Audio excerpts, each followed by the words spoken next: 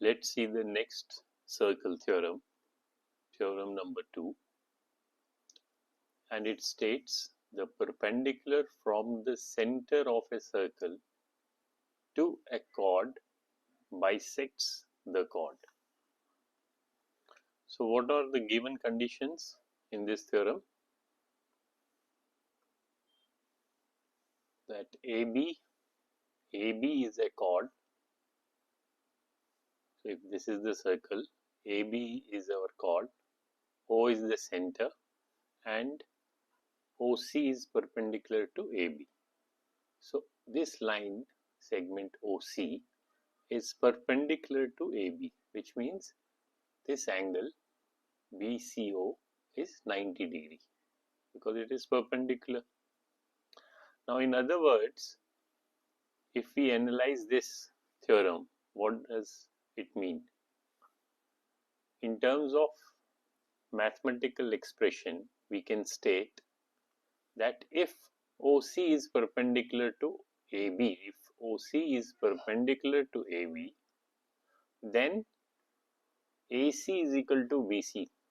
Then this part of the chord and this part of the chord are equal because it bisects. Bisect means dividing into two equal parts.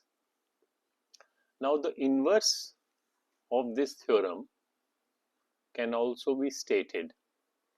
We can state if AC is equal to BC. Now if in any particular question or exercise, if two parts of the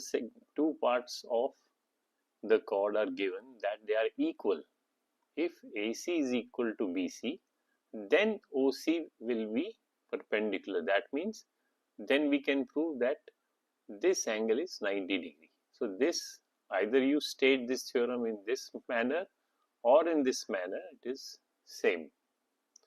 And to remember this theorem in short form, we can say this pertains to perpendicular to the chord. So this theorem is related to perpendicular to the chord of a circle. Now let us see an interactive to understand. This is from GeoGebra. Now this is a circle. We have a chord in this diagram. We have BC. So BC is our chord and AG is 90 degree because this is shown as 90 degree and it is drawn at 90 degree, touches the chord at point G. If you see this part, BG is 10.97 units or centimeter. GC is also same. That means they are equal parts, or in other words, the chord is getting bisected. Even if I change the position of the chord,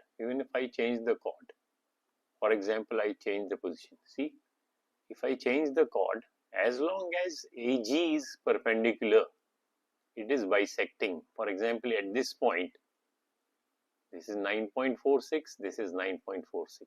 You change the position, this is 14.92, this is also 14.92. So as long as it makes a 90 degree, as long as it is perpendicular, the two parts of the chord remain the same. So it bisects. So this is the second theorem, perpendicular from center to a chord.